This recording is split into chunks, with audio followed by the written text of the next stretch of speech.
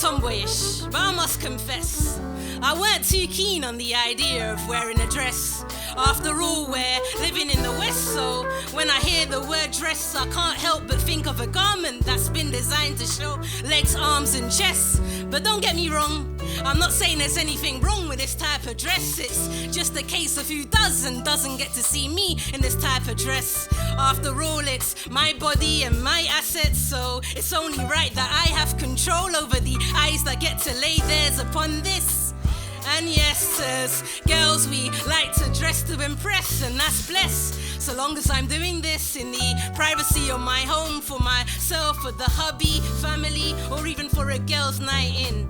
I guess you could say we're a bit like stereos, here to be heard and listened to, not watched like these chicks you see in music videos and in fashion magazines or these size cereals. They're far from being my role models.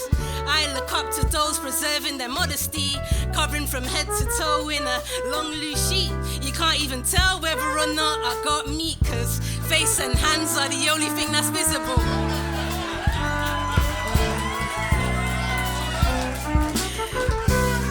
Face and hands are the only thing that's visible, only showing what's permissible in the presence of man them that are not mahram. I must observe this hijab. Firstly, cause it's a request from my Rabb, and its purpose is not to burden me, rather it's to help me preserve my modesty. And honestly, there's not much difference between the dress of a nun and me. And as for face veiling, that existed long before Islam and Christianity, yet the Islamic dress alone has caused so much controversy. They say the dress we wear is taking away our liberty and ability to dress free. Well, I say what Sarkozy started up in France is taking the liberty. God created me, so he knows what's best for me. No doubt we're all different, but if we all dress similarly, then at least there's some sort of equality. And I know for a fact I ain't the only one who agrees with this methodology. I mean, all we gotta do is look across society.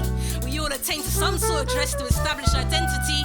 Now whether it be walking on the streets blacked out or dressing to impress for a night out, the dress that we wear sends out a message to those keeping an eye out. But what makes me wild out is the fact that even though this dress stands out, a lot of people are unaware of what it's all about. They just wanna stare at us like we're fresh or we just got out of madhouse. Well, just to clarify, I'm not a freshie, my passport's red. I'm a Londoner, practically born and bred, and I speak English very well. I speak English very well, as you can tell. I'm educated and got a personality as well. Laugh and joke like most other girls. So even if my outer garment is a little different from the rest, I urge you to look a little deeper, cause there's still a big character and soul underneath this dress. Thank you.